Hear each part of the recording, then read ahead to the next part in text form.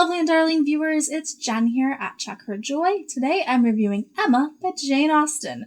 I realize I haven't reviewed any of Jane Austen's books, despite the fact that I have read and loved every single one of them. So we're going to correct that right now. This time I listened to the audiobook for this, which was narrated by Nadia May.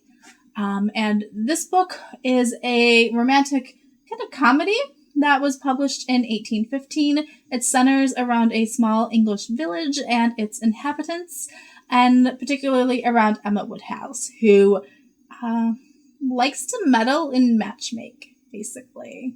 And it's a romantic farce. It's so much fun. And it's also a very satirical book, which is something you should take into mind when you're reading this. Like, the characters are supposed to be over the top and make ridiculous decisions, and that's just how we find out more about the society, and we have commentary on them. Emma is a young girl of 21. She kind of just rules over this village. She's a bit isolated because she's living with her father, who was a bit of a germaphobe and hypochondriac. So he stays home a lot, and so people come to her, and she's kind of presiding over court. And she is well off in situation. She's a high enough rank that she's, like, comfortable in the society and is kind of in charge of it all.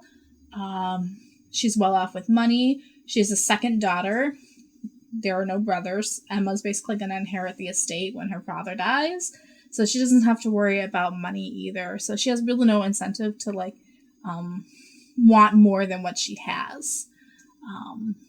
Except that she spent her entire life at home, and so she kind of gets bored. And so she starts meddling with her neighbors and trying to match them up. Like, they're her little dolls. That's what Emma's doing with the lives of everybody around her.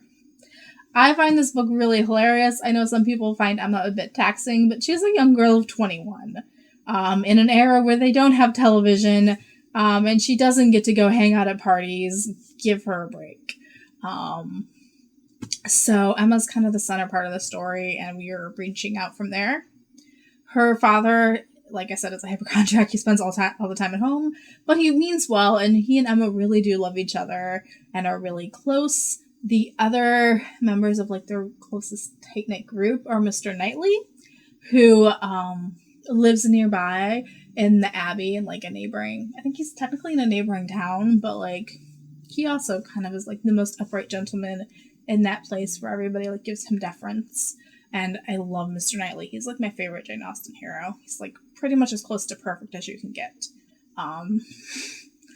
He's just, like, to Emma always foolishly meddling with everybody, Mr. Knightley is the one who is, like, sees things clearly and pragmatically. But also, he's got a humorous strike to him. He's warm, and he actually cares about people, and respects people for what contributions they can give. Rather than just, he gives deference to, like, their position in society, but, like, that's not the only thing he cares about. So I love him. He is frequently coming over to visit Emma and her father. Mr. Knightley's younger brother has married Emma's older sister, so, like, they're sort of family, but not entirely family either. He's often in the Abbey all by himself with no wife or family. The brother and sister that married each other, they're living in London, so they're close enough to come visit a few times a year, but not close enough to constantly be there. So he kind of takes in, Emma's family kind of takes him in, and he's just always visiting. And then the other person that is really close to them is the Westons. So Mrs. Weston used to be Emma's governess, her teacher, and Emma introduced the Westons together so that they eventually got married, and that's where the book starts off. And Emma's taking credit for this. It's like, yep, I saw it happen. I made it happen. I'm so good at this matchmaking thing. And so she spends the rest of the book setting out to, like, matchmake everybody else. Also within this, we have a ton of, like, really fun characters. Harriet Smith is a younger girl of, like, 17 who's been at this boarding school and is now kind of starting to take a teacher position. She doesn't really have anywhere else to go. So Emma decides that Harriet would be a good companion for her. Harriet has all this free time, so she comes over and hangs out with Emma. And Emma starts trying to teach her how to be a proper lady and raise her position in life. Only Harriet before she met Emma, was perfectly content to just marry this one farmer that she saw named Robert Martin, who is totally cool and awesome, but he's just a farmer, and Emma could never just hang out with a farmer's wife. So she starts trying to marry Harriet off to the more gentlemanly, higher status men in the neighborhood. And it starts causing all kinds of chaos and problems, and there's tons of misunderstandings and, like, not really getting into stuff. So, like, Emma just starts presuming things without fully exploring them and deciding whether or not both parties would like to be matched up with each other. So some of the other characters in this town are Mr. Elton, who's the town clergy, who's, like, much more of, like, worried about his popularity and his money, and he wants to marry a rich woman. We have Mrs. Bates and Miss Bates and their niece, granddaughter, Jane Fairfax. So we have this one family, the Bateses, that were higher in society, but because of circumstances have become very poor. Jane's amazing because she, like, really applies herself. So she, talent-wise, has even more talented than Emma, but because of her circumstances doesn't have the opportunities that Emma has and has to go work. And so she's, like, a companion and trying to find a governess job, and has to, like, do all this stuff. But she also has the talents of, like, an actual gentlewoman. And so Emma's kind of jealous of her because she gets tons of attention whenever she does show up.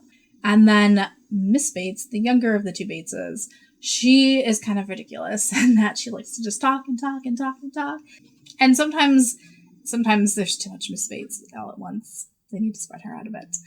And then the older Mrs. Bates, the grandmother, she's, going deaf and blind. And it's just like, what? Huh? But she's also a really good friend of Mr. Woodhouse's, Emma's dad. And so those three. Also in the store, we have Frank Churchill, who brings up tons of, like, mystery about him. He is the son of Mr. Weston from a previous marriage, but when the first Mrs. Weston, Frank's mother, died, an aunt takes him in, and so he adopts the aunt's name of Churchill and goes to live with them, and so he hasn't seen Mr. Weston for several years. And nobody in town has seen him since he was a baby. So there's all this mystery and speculation about Frank Churchill. He's about Emma and Harriet's age. And when he does finally show up to pay a visit to his new stepmother, it causes all kinds of chaos within the neighborhood and people trying to set him up with Emma. And he's a very flirtatious young man, and it's so much fun whenever he shows up. Like, I love Frank, even though he causes problems too, because he's bringing in all kinds of weird, crazy ideas, and really livening things up. There is also another woman who eventually shows up later who marries into this society, and she's a bit crazy and a bit foolish. So she has the rank and the money, but she doesn't have the class to go with it. And so she just, like, shows up and starts meddling, and I try not to spoil this, but explain characters, and it's just, yeah. She also brings all kinds of craziness. I love the cast of characters in Emma. I found a lot of this just hilarious, and also really romantic, too. Especially when it comes to Mr. Knightley, and when he shows up and starts courting, as it would be. It's hard to do Emma without spoiling it, because I've grown up with this story since I was in high school. And so trying to remember what is actually a spoiler and what is not, since I've watched so many different movie versions of Emma also. And no, I haven't seen the new 2020 version of Emma. I went to go rent it and then saw that it was coming out in 3 weeks for the exact same price and decided to buy the DVD where I could watch it multiple times rather than renting it and watching it once, and then probably also having to buy the DVD anyway. But my favorite version is the BBC one with Johnny Lee Miller, because it's like a mini-series and, like, really expands it and takes its time. I don't know, there's tons of crazy things that happen in here. Like, at one point, Harriet gets attacked by gypsies, just randomly out of the blue. There's no other mention of gypsies living around the town. We're just supposed to know, I guess. Maybe that was a thing that was common in the time, but, like, they just come out of nowhere and attack Harriet, and that becomes a plot point. There is a pianoforte that Jane Fairfax is gifted, but nobody knows where it came from. And so there's all this speculation that maybe she was having an affair with one of the guys that she was like, that was associated with the family that she was being a companion to. And maybe Jane doesn't have the best reputation. And just like everybody just blows it out of proportion. There is this dance that they're trying to like. Frank shows up and he decides that they're going to have a proper dance, like a ball. Like they've never had a ball in Hartfield in this city before. Like there just aren't enough young couples, or like a space big enough. Like because Emma's dad would not allow it at their house, and so they start trying to figure out where they can have it, and it causes all this like chaos. But then Frank gets called away, and so they have to postpone it, and just like all these like crazy, insane things are happening as plot points. Also, just how excited Emma gets to. I get to go to a ball. What?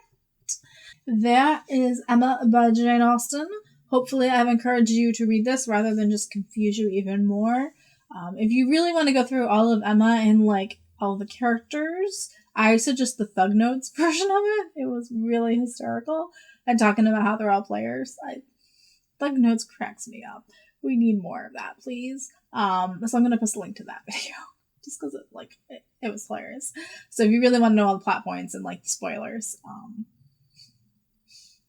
but I love the social commentary. I love like there are romantic moments in it, even in like if Emma's just imagining that it's romantic, it's still kind of funny.